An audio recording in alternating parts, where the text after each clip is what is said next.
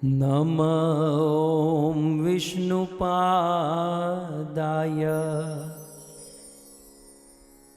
कृष्णपृष्ठाय भूतले श्रीमते भक्तिवेदान्त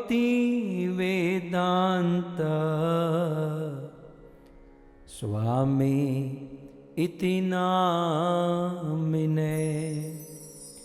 नमस्ते सारस्वते देवे गौरवाणी प्रचारिणे निर्विशेष शून्यवादी पाश्चात देशतारिणे। जय श्री कृष्ण चैतन्य प्रभु नित्यानंद श्री अद्वैत गदाधर श्रीवासादि श्री गौर भक्तवृंद। हरे कृष्णा कृष्णा कृष्णा हरे हरे, हरे राम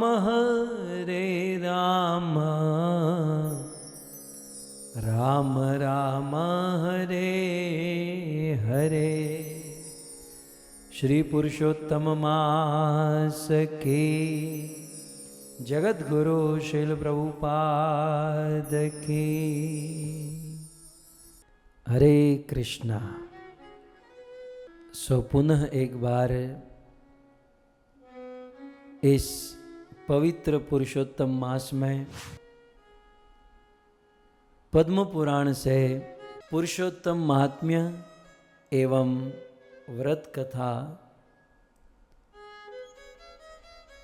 अध्याय 22 आज हम सब श्रवण करेंगे। गत सत्र में हमने सुना श्री सूत जी शौनक आदि ऋषि मुनियों को केरला के ब्राह्मण की कथा सुनाते हैं। केरला में, भारत में, दक्षिण भारत में चित्रक नाम का ब्राह्मण था, परंतु जीवन में ब्राह्मणत्व नहीं था। जीवन भर पाप किया, चोरी किया, दूसरों के पेड़ से फल चुराकर झूठ बोला और अनेकों प्रकार से मांसाहार, नशा, जीव हिंसा करता रहा और इसलिए मरने के बाद वह नरक में गया। और नरक में यमराज जी के द्वारा मुख्य रूप से 3 पॉइंट कहे गए कि सर्वप्रथम इस चित्रक को 100 वर्ष तक प्रेत योनि में डालो।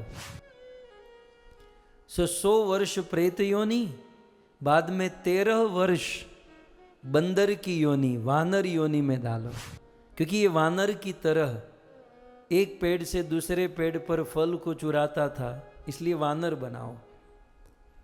और 13 वर्ष वानर बनने के बाद 10 अरब वर्ष तक इसे अनेकों प्रकार के नरक में यातना रूपी दंड प्रदान करो। सो ये इनका कर्म था। और अब 100 वर्ष तक प्रेत योनि को पूरा कर दिया और अब वो वानर बना। लेकिन यमराज जी ने क्या कहा था, इसको वानर तो बनाओ, लेकिन ऐसे निर्जन स्थान पर वानर बनाओ जहां पर पानी न हो, पेड़ न हो, भोजन न हो, कोई ग्रीनरी न हो, कोई व्यवस्था न हो। सजाए काला पानी दे दो, मतलब जहां कोई बंजर जमीन हो, बंजर भूमि हो, जहां उसका निर्वाह न हो सके, ऐसे स्थान पर इस चित्र को 13 वर्ष तक वानर के रूप में जन्म दे दो। ओके, तो इसके कर्म के अनुसार इसको 13 वर्ष तक वानर बनना था, और ऐसे स्थान पर जहां पर बंजर भूमि है, वृक्ष नहीं है, फल नहीं है, छांव नहीं है, जल नहीं है, ऐसे स्थान पर। लेकिन उस समय क्या हुआ, इसके कर्म में तो बहुत बुरा लिखा था, लेकिन उस समय एक घटना घट गई, और वह घटना रामायण से जुड़ी हुई है। शायद त्रेता युग होगा। सो बरोबर इसका बंदर बनना और वहां त्रेता युग समाप्त होना, ये सब साथ में पैरेलली चल रहा था। सो सूत गोस्वामी कहते हैं कि इसे तो बंजर भूमि में बंदर बनने का श्राप था, लेकिन भगवान रामचंद्र ने एक कमाल किया। वो क्या था? श्री सूत उवाच यदा दाशरथी रामो नाम मात्र भयापह यन्नाम स्मृति मात्रेण तरे दंजो भवाम बुधिम। उस समय भगवान रामचंद्र, अब राम भी बहुत सारे हैं, एक हैं बलराम, एक हैं परशुराम, ठीक है ना। तो यहां पर क्लैरिफिकेशन देते हुए कहते हैं कि दाशरथी रामो, दशरथ जी के पुत्र राम। सो न परशुराम न बलराम, यहां दाशरथी राम, दशरथ महाराज के पुत्र, सीतापति, भगवान मर्यादा पुरुषोत्तम राम की चर्चा हो रही है। कथम भूतम रामम, वो राम कैसे हैं थोड़ा सा बताकर फिर कथा आगे बढ़ाते हैं। बोले ये वो राम है जिसका नाम मात्र भयापह, जिस राम जी का नाम समस्त भय से मुक्त कर देता है। यत नाम स्मृति मात्रेण, नाम लेने की जरूरत नहीं है, राम जी का नाम स्मृति मात्र स्मरण कर दो तो तरेत अंज, आसानी से तर पार कर सकते हैं भवाम बुधिम, इस भवसागर को।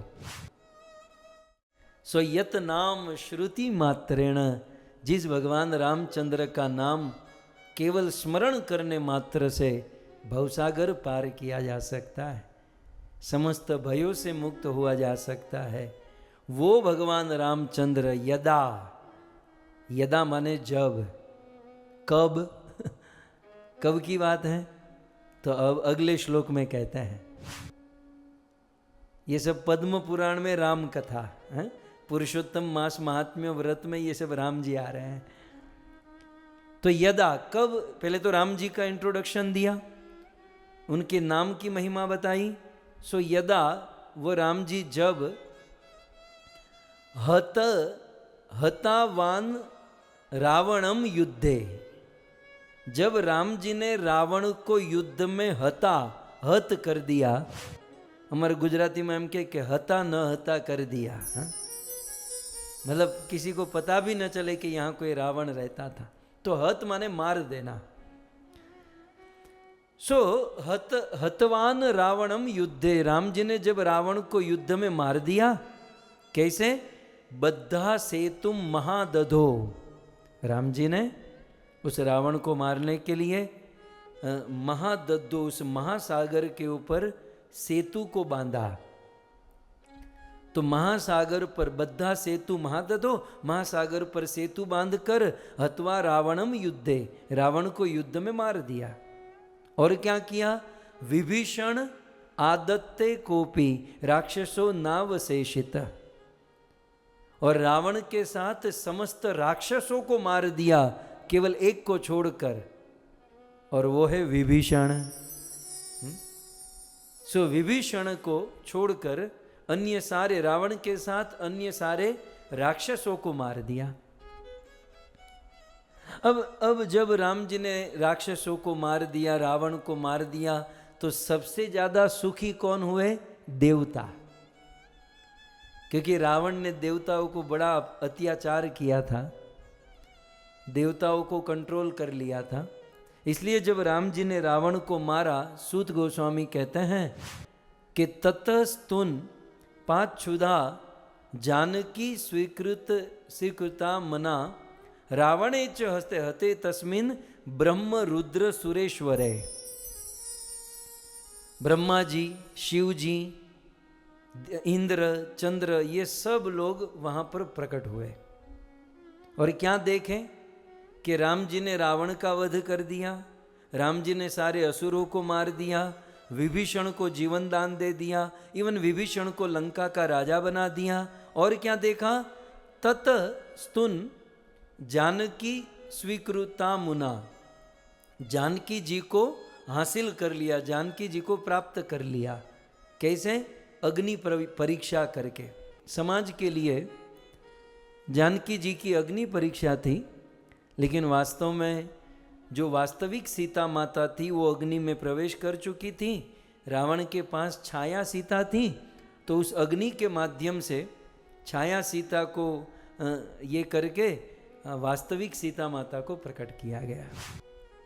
तो ये सब देवताओं ने देखा और सारे देवता वहाँ पर प्रकट हुए और प्रकट होकर कहते हैं ब्रह्म, रुद्र, इंद्र, ये सब लोग प्रकट होकर प्रीतेर वरम, बड़े प्रसन्न हो गए कि रावण मर गया, अब सृष्टि का भार दूर हो गया, अब अत्याचार दूर हो गया, अब सारी परेशानी, प्रॉब्लम दूर हो गई। सो वृणीश्वेति वचस युक्ते ततो ब्रवीत, तब ये सारे देवता मिलकर राम जी को कुछ कहने लगे। सो सारे देवता राम जी को क्या कहते हैं? रामो। इस प्रसंग में वहाँ सूत जी भी रामो कहते हैं और यहाँ देवता भी रामो कहते हैं, राम नहीं, रामो। गोस्वामी तुलसीदास जी रामू कहते हैं, रामू। आपने बस करी राखे रामू। सो रामू, रामो, ये सब प्रेम के संबोधन है। तो हे रामो, हे राजीव पात्र अक्ष, राजीव पत्र अक्ष, राजीव माने कमल और पत्र माने पंखड़ी, अक्ष माने आंख। राजीव पत्र अक्ष माने कमल की पंखड़ी जैसे नेत्र वाले, कमल नयन, कमल लोचन। सो हे राम जी, आपके नेत्र कमल के समान है। काल कोटि दुरासदः, आप काल के समान, आप भयंकर काल को खत्म करने वाले, नष्ट करने वाले हो। कहते हैं सूरा शृणुध्वम में वाक्यम। सो देवताओं ने कहा कि आप काल को भी नष्ट करने वाले हो। सो राम जी, आप ने हमारा बहुत बड़ा काम कर दिया है। रावण का वध करके, असुरों का विनाश करके, पृथ्वी का भार दूर करके, धर्म की स्थापना करके आपने बहुत बड़ा काम किया है। इसलिए हम सारे देवता प्रसन्न हैं।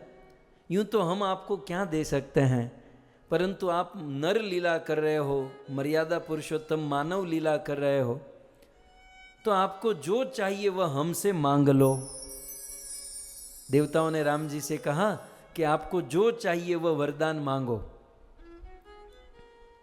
अब देवता भगवान को क्या दे सकते हैं, लेकिन भगवान मर्यादा में थे तो ये जच रहा था, ये ठीक ही था।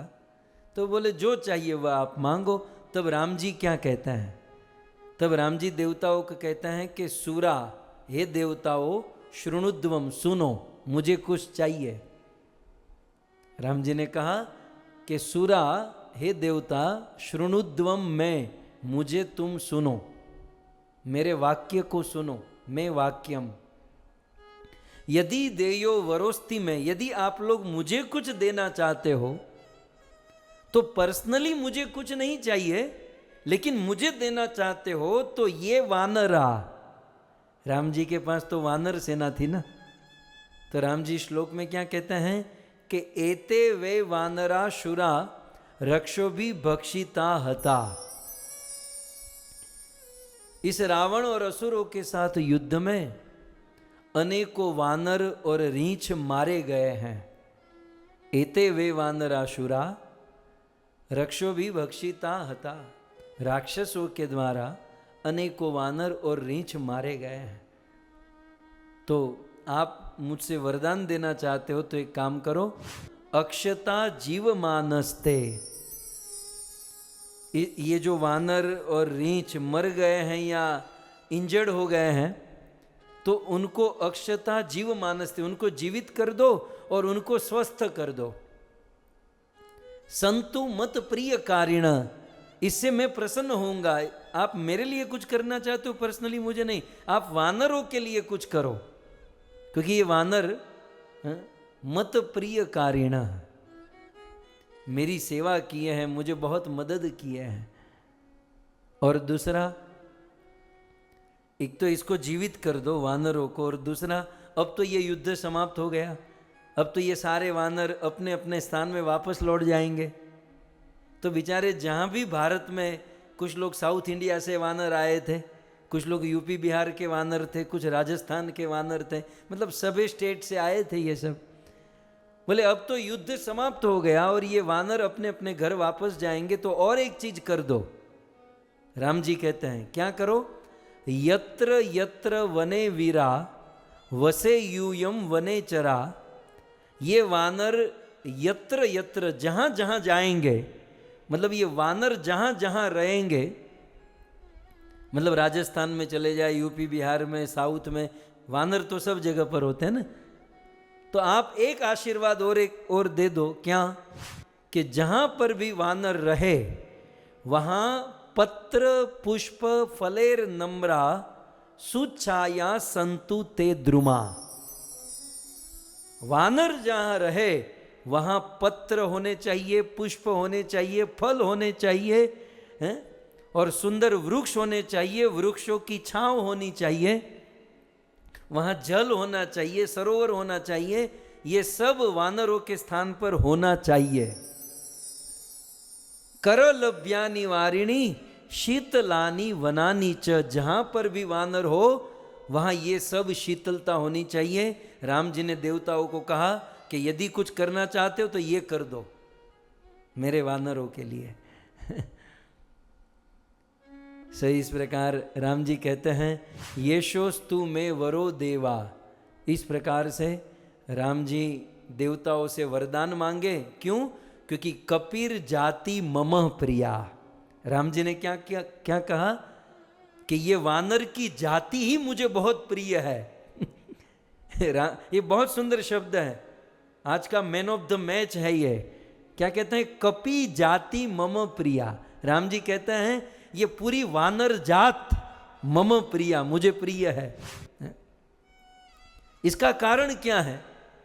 यदि इस पर थोड़ा सा विचार करें कि राम जी को पूरी वानर जात प्रिय हो गई, इसके पीछे कारण केवल एक ही है कि वो एक वानर हनुमान जी महाराज, एक वानर शरीर में हनुमान जी महाराज ने राम जी की क्या सेवा की कि पूरी बिरादरी, पूरी पीढ़ी ही राम को प्रिय हो गई।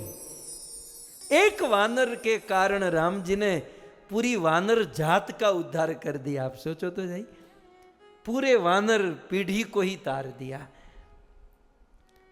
और उस दिन से लेकर आज तक आपने देखा होगा कि जहां जहां वानर होते हैं, बंदर होते हैं, वहां राम जी के इस वरदान से वृक्ष, फल, फूल, जल। अब आप सोचने लगो, आपने जहां भी वानरों को देखा है वहां ये सब होता होगा।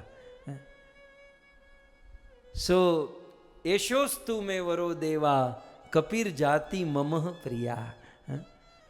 मुझे पूरी कपि जात प्रिय है। और तथा युक्ते तुते सर्वे जगमुर देवास त्रिविष्टपम।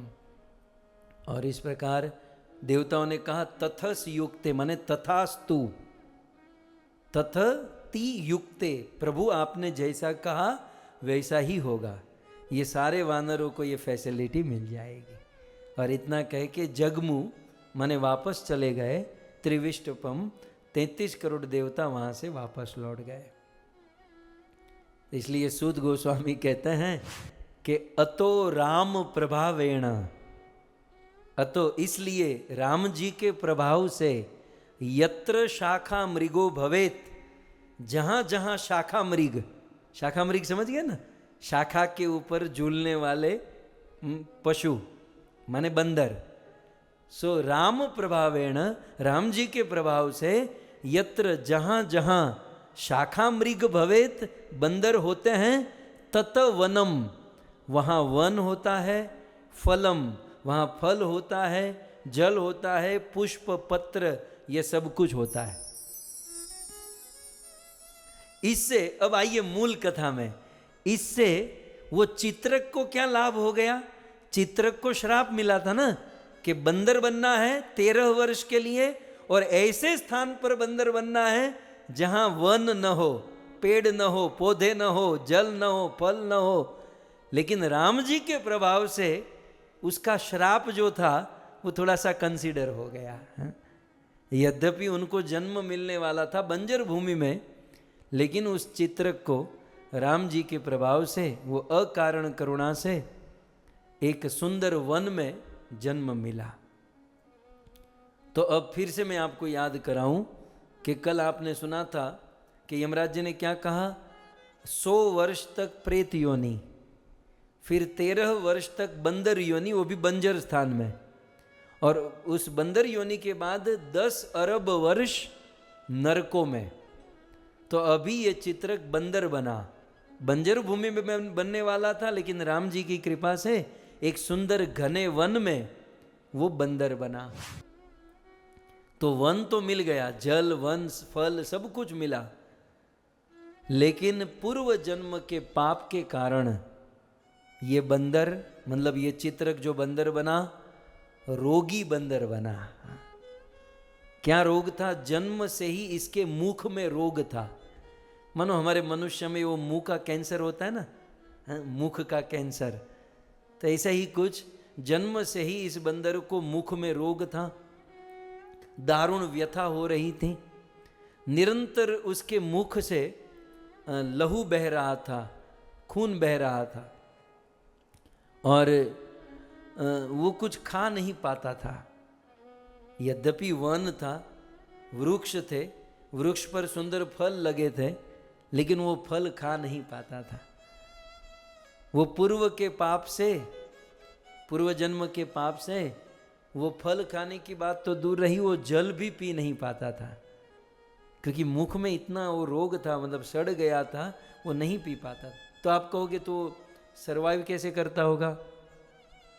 कभी कभार वो दुख सहन करके थोड़ा बहुत खा लेता था।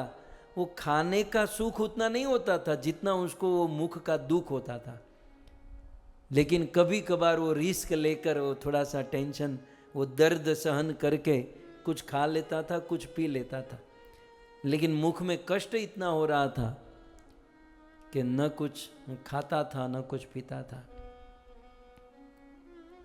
और एक वृक्ष के से दूसरे वृक्ष, दूसरे वृक्ष तीसरे वृक्ष, इस प्रकार से घूम रहा था।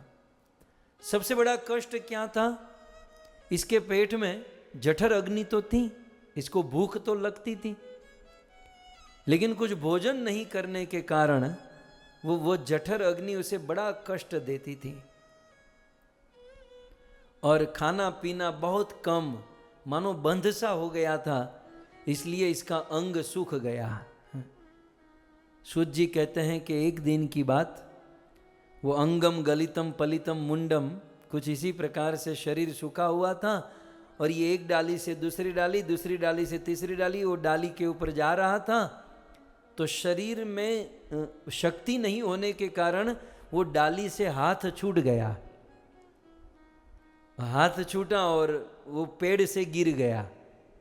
वैसे साधारणतः बंदर पेड़ से गिरते नहीं है, लेकिन इसकी स्थिति ही कुछ ऐसी थी कि उस पेड़ वृक्ष से गिर गया, और सीधा वृक्ष से गिरकर एक तालाब में, एक कुंड में गिर गया। अब उस कुंड से निकलने का, वो बिल्कुल मझधार में गिरा और उससे निकलने का बड़ा प्रयास कर रहा था, लेकिन बाहर नहीं निकल पाया। एक पूरा दिन बीत गया, दूसरा दिन, तीसरा दिन, उस कुंड में भूखे और प्यासे 3 दिन तक उस जल में वो पड़ा रहा। और फिर अंततः वो 3 दिन तक वो जल में रहने के कारण न कुछ खाया पिया और उस बंदर का प्राण छूट गया। और जैसे ही उसका प्राण छूटा, आश्चर्यमयी घटना ये बनी कि वो बंदर जैसे ही मरा तो वह बंदर एक दिव्य देवता का स्वरूप धारण कर लिया। सुध गोस्वामी कहते हैं चतुर्भुज रूप स्वयं धारण कर लिया, शंख चक्र गदा पद्म पीतांबर धारण किए हुए और शरीर से प्रकाश। वो खुद समझ नहीं पा रहा था कि आखिर हुआ क्या, मैं बंदर से ऐसा सुंदर। और जब इस प्रकार से वो सोच ही रहा था तब तक सुध गोस्वामी कहते हैं आकाश से एक दिव्य विमान आया और उस विमान से भगवान के पार्षद, भगवान विष्णु के पार्षद धरती पर उतरे, बिल्कुल सूर्य के समान चमकते हुए, चतुर्भुज, शंख चक्र गदा पद्म पीतांबर धारण किए हुए। और इसी के साथ साथ सूत जी कहते हैं कि अनेकों गंधर्व किन्नर चारण विद्याधर यक्ष ये सारे देवी देवता वहां पर आए और बाजे बजाने लगे, मंगल गीत गाने लगे। और ये बंदर, अभी तो बंदर नहीं है, अभी तो ये चतुर्भुज रूप धारण कर लिया, लेकिन विस्मित हो गया और सब देखता ही रहा। केवल इतने दिनों से परेशान था, बंदर था, मैंने पाप किया था, ये हो क्या रहा है। सो विस्मित होकर वो क्या सोच रहा है, किम एतत् केन पुण्येन प्राप्तो अयम वे फलोदयः। मैं बंदर से सीधा चतुर्भुज रूप धारण किया, ये किस पुण्य का फल है, ये किस कर्म का फल है, ये कैसे संभव है। भ्रांतिम ममाद्य संजाता इति संचत अतिस्थितः। इस प्रकार मन में भ्रांति करने लगा। कुछ देर तो इसको क्या लगा, कहीं इन लोगों को रॉन्ग नंबर तो नहीं लग गया। कभी कभी ऐसा होता है कि किसी और को लेने आए हो, किसी और के लिए हो और मुझे उठा लिया। तो मन में इस प्रकार से भ्रांति हो ही रही थी। और मन में सोचते हुए न तस्मरामि मत कृत्यम ये ना हम प्राप्तवान इदम। मुझे उस कृत्य का स्मरण नहीं होता जिसके प्रताप से मुझे ऐसा दिव्य शरीर प्राप्त हुआ। इति संशयमापन्नम, इस प्रकार से मन में संशय कर ही रहा था। तो विष्णु भृत्यो, भगवान विष्णु के जो भृत्य थे, विष्णु के पार्षद, तम उच्युतो, वो समझ गए कि ये वानर था और सीधे चतुर्भुज रूप को धारण कर लिया और इसके मन में बहुत प्रश्न है, संशय है, ये जानना चाहता है कि ये क्यों ये सब कुछ हुआ। तब भगवान विष्णु के दूत बोलने लगे कि भाई तू तो पापी है और तू 100 साल प्रेत बनकर आया है और 13 वर्ष बंदर बनना है और इसके बाद 10 अरब वर्ष तक तुझे नरक में जाना था।